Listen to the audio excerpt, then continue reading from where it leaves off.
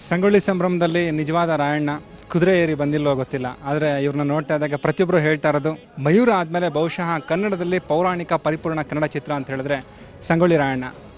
ಈ ಸಂಗೊಳ್ಳಿ ಸಂಭ್ರಮದಲ್ಲಿ ಇವತ್ತಿನ ಸಂತೋಷ ಕೂಟದಲ್ಲಿ ಒಬ್ಬ ನಿರ್ಮಾಪಕರು ಸಹ ನಿರ್ಮಾಪಕರು ಕಣ್ಣೀರಿಂದ ತಮ್ಮ ಭಾವನೆಗಳನ್ನ ತೋಡ್ಕೊಂಡ್ರೆ ನಮ್ಮ ನಾಯಕ ನಟ ನಮ್ಮ ದಾರ್ಶನಿಕ ದರ್ಶನ್ ಅವ್ರು ಏನು ಹೇಳ್ತಾರೆ ಅವ್ರನ್ನ ಕೇಳೋಣ. ಹೇಗನ್ಸುತ್ತೆ? ಖುಷಿ ಆಗುತ್ತೆ. ನಮಗೆ ಖುಷಿ ಆಗುತ್ತೆ, ಯಾಕಂದ್ರೆ ನಿಮ್ಮಲ್ಲಿ ಅದನ್ನು ನೋಡಬೇಕು ಅಂದ್ಕೊಂಡಿದ್ವಿ. ಒಂದು ಸಂಘಟನೆ ಅಂತ ಕಟ್ಟಿದ್ರೆ ಆ ರಾಯಣ್ಣ ಆದರೆ ಈಗ ಕನ್ನಡದ ಸಂಘಟನೆ ಕಟ್ಟಿದ್ರೆ ನಿಮ್ಮಿಂದ ಸಂಘಟನೆ ಮಾಡೋ ಸ್ವಾಮಿ ಕೈಲಾಗಿದ್ದು ಒಳ್ಳೇದು ಮಾಡೋದಷ್ಟೇ ಇಂಡಸ್ಟ್ರಿಗೆ. ಒಳ್ಳೇದು ಎಲ್ಲರೂ ಮಾಡ್ತಾರೆ, ಆದರೆ ಈ ಥರ ಒಳ್ಳೇದು ದರ್ಶನ್ ನಮ್ಮ ಒಳ್ಳೇದಕ್ಕೆ ನಿರ್ಮಾಪಕನ ಒಳ್ಳೇದು. ಆತನ ಶ್ರಮ, ಆತನ ಶ್ರಮಕ್ಕಿಂತ ಹೆಚ್ಚಾಗಿ ಆ ಪಿಕ್ಚರ್ ಮೇಲಿರೋ ಪ್ರೀತಿ.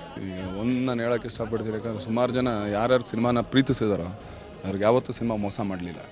ಸಿನಿಮಾ ಯಾರು ಪ್ರೀತಿಸಿಲ್ವೋ ಅವರು ಮೋಸ ಆಗಿದೆ ಅಷ್ಟೇ.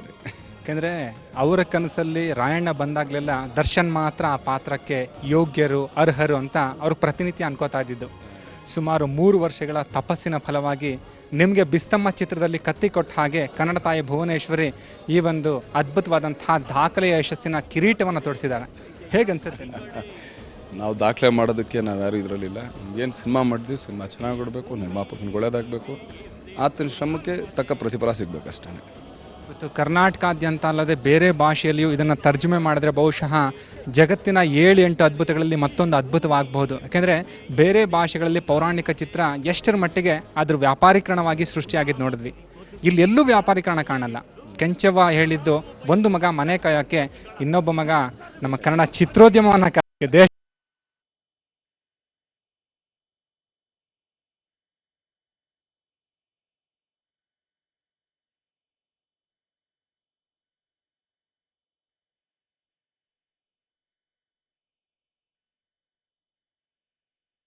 ಆ್ಯಕ್ಚುಲಿ ಮೊದಲನೇ ದಿನ ಬರೋಲ್ಲ, ಯಾಕಂದ್ರೆ ಸುಮ್ಮನೆ ನಾನು ಆಡಿಯನ್ಸ್ನ ಡಿಸ್ಟರ್ಬ್ ಮಾಡ್ತೀನಿ ಅಂತೇಳಿ. ಬಟ್ ಈ ಸಿನಿಮಾದಲ್ಲಿ ಕೆಲವು ಪಾಯಿಂಟ್ಸ್ಗಳು ಹಾಕೊಂಡ್ಬಂದಿದ್ದೆ, ಯಾಕಂದರೆ ಅದಿತ್ತು ಆಡಿಯನ್ಸಲ್ಲೇ ನೋಡಿದಾಗ. ಯಾಕಂದ್ರೆ ನಾವು ಪ್ರಿವ್ಯೂ ಶೋಲ್ಲಿ ನೋಡಿದಾಗ ನಾವು ಅಂದ್ಕೊಂಡಿರ್ತೀವಿ, ಇಲ್ಲಿ ಮಾರ್ಕ್ ಮಾಡಿರ್ತೀವಿ, ಇಂಥ ಕಡೆ ಜನ ಕಿರ್ಚಾಡ್ತಾರೆ, ಇಂಥ ಕಡೆ ಜನ ಕೂತಿರ್ತಾರೆ. ನನಗೂ ಸುದೀಪುರ್ಗೆ ಒಂದೇ ಇದ್ದಿದೆ ಏನಂದರೆ ಕ್ಲೈಮ್ಯಾಕ್ಸ್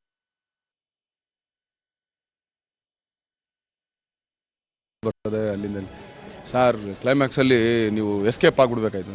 ಎಸ್ಕೇಪ್ ಹೆಂಗಪ್ಪ ಆಗುತ್ತೆ, ಇರೋ ಸಿನಿಮಾ ಕತೆ ಅದು. ಸೊ ಅದನ್ನೊಂದನ್ನು ಇದು ಮಾಡಬೇಕಾಗಿತ್ತು. ಒಂದು ಅದು ಸಿನಿಮಾ ಕತೆ, ಅದು ನಡೆದಿರೋ ಕತೆನೇ. ನಾನು ನನಗೋಸ್ಕರ ಏನೂ ಮಾಡ್ಕೊಳಕ್ಕಾಗಲ್ಲ.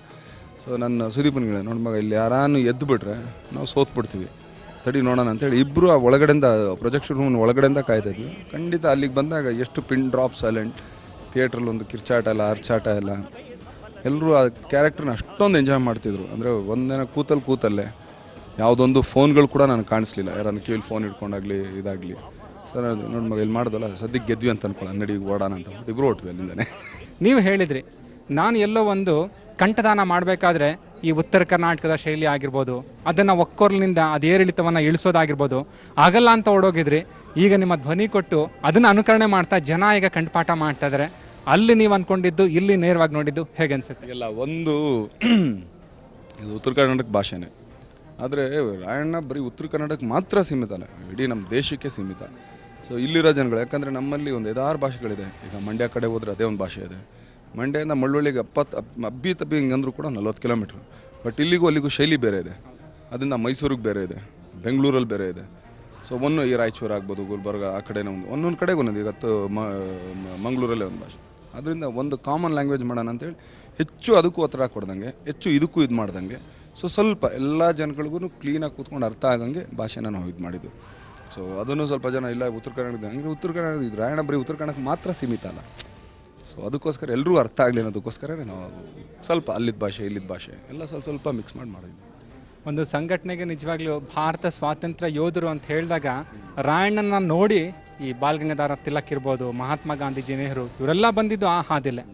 ಆದರೆ ನಿಮಗೆ ನಿಜವಾಗ್ಲೂ ಇವತ್ತು, ಯಾಕೆಂದರೆ ಒಂದು ಭಯ ಇದ್ದೇ ಇರುತ್ತೆ, ವ್ಯಾಪಾರೀಕರಣದ ದೃಷ್ಟಿಯಲ್ಲಿ ಇವತ್ತು ಕಲಾತ್ಮಕ ಕೇವಲ ಪ್ರಶಸ್ತಿಯ ಉದ್ದೇಶದಿಂದ ಚಿತ್ರ ಮಾಡ್ತಾರೆ ಅನ್ನೋ ಒಂದು ಮಾತಿದೆ.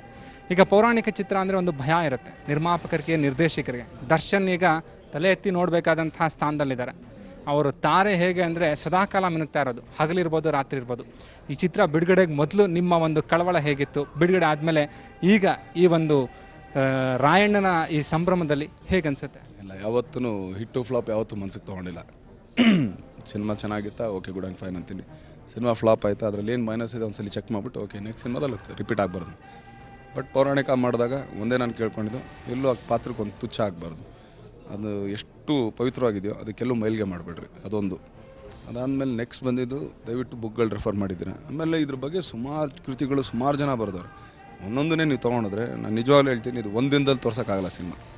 ಒಂದು ಮೆಗಾ ಸೀರಿಯಲ್ ಮಾಡ್ಬೋದು. ಈಗ ಹೆಂಗೆ ರಾಮಾಯಣ ಮಹಾಭಾರತ ಬಂತು ಆ ಥರದ್ದು ಒಂದು ಎಪಿಸೋಡ್ಗಳೇ ಮಾಡ್ಬೋದು.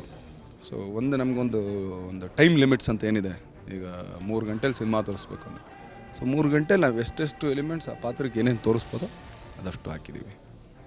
3 ತಾಸಿನಲ್ಲಿ ರಾಯಣ್ಣನ ಇಡೀ ಜೀವನ ಚರಿತ್ರೆ ತೋರಿಸಿದ್ದೀರಾ. ಆದರೆ ಈಗ ನಿಮ್ಮ ಅಭಿಮಾನಿಗಳು ದೂರ್ತಾ ಇದ್ದಾರೆ, ದರ್ಶನ್ ಅವರು ಮತ್ತಷ್ಟು ಹೊಡೆದಾಟ ಮಾಡಬೇಕಾಗಿತ್ತು, ಇದು 24 ತಾಸಿನ ಚಿತ್ರ ಆಗಬೇಕಾಗಿತ್ತು. ಅವರ ಅಭಿನಯದ ಆ ಕುದುರೆ ಏರಿ ಬರ್ತಾ ಇದ್ರೆ ನಮಗೆ ರಾಯಣ್ಣ ಕಣ್ಮುಂದೆ ಬರ್ತಾ ಇದ್ದಾರೆ. ಈಗ ರಾಯಣ್ಣನ ಭಾವಚಿತ್ರ ಅಂತ ಹೇಳಿದ್ರೆ ದರ್ಶನ್ ಅವ್ರ ಭಾವಚಿತ್ರನ ಉತ್ತರ ಕರ್ನಾಟಕದಲ್ಲಿ ತೆಗೆದುಕೊಂಡು ಹೋಗುವಂಥ ಸಾಕಷ್ಟು ವದಂತಿಗಳಿಗೆ ಹರಡ್ತಾ ಇದೆ. ನೀವು ಒಬ್ಬ ಅಭಿಮಾನಿ ಆಗಿದ್ರೆ ನಿಮಗೂ 24 ತಾಸು ಇನ್ನೂ ಹೊಡೆದಾಟಗಳು, ಇನ್ನೂ ಕುದುರೆ ಏರಿ ಬರಬೇಕು ಆ ಥರದ್ದು ಅನ್ನಿಸ್ತಾ ಇತ್ತಾ? ಖಂಡಿತ 24 ತಾಸು ಇವತ್ತಿನಿರೋದು ಜನಗಳ ಒಂದು ಮನೋಭಾವ ಆಗ್ಬೋದು, ಆಮೇಲೆ ಅವ್ರಿಗಿರೋಂಥ ಟೆನ್ಷನ್ಗಳಾಗ್ಬೋದು, ಅವ್ರಿಗಿರೋ ಕೆಲಸದ ಒತ್ತಡ ಆಗ್ಬೋದು, 3 ಗಂಟೆ ಅವ್ರು ಕೊಡೋದೇ ತುಂಬ ದೊಡ್ಡದು. 24 ತಾಸು ಅಂತ ಅಂದ್ಬಿಟ್ರೆ ಖಂಡಿತ ಸಿನಿಮಾ ಒಳಗಡೆಗೂ ಬರಲ್ಲ, ಹೊರಗಡೆಗೂ ಹೋಗಲ್ಲ, ಹಂಗೆ ಆಗ್ಬಿಟ್ಟದು. ಕನ್ನಡ ಅಭಿಮಾನಿಗಳು ನಿಮ್ಮಲ್ಲಿ ಇಟ್ಟಿರುವಂಥ ಅಭಿಮಾನ ಅಂತ ಹೇಳಿದ್ರೆ, ದರ್ಶನ್ ಅವರು 1 ವಾರ ಕೊಟ್ಟರು ಅವರ ಪ್ರೀತಿಯ ಆ ಒಂದು ಪ್ರಸಾದವನ್ನು ಸ್ವೀಕರಿಸೋದಕ್ಕೆ ಸದಾ ಸಿದ್ಧ. ಆ ಪಾತ್ರ, ಆ ಚಿತ್ರ, ನೀವು ಹೇಳಿದಾಗೆ ಇತಿಹಾಸ ಪುಟ ನಾವು ಓದಿದ್ದು ರಾಯಣ್ಣನ ಬಗ್ಗೆ ಕೆಲವೇ ಕೆಲವು.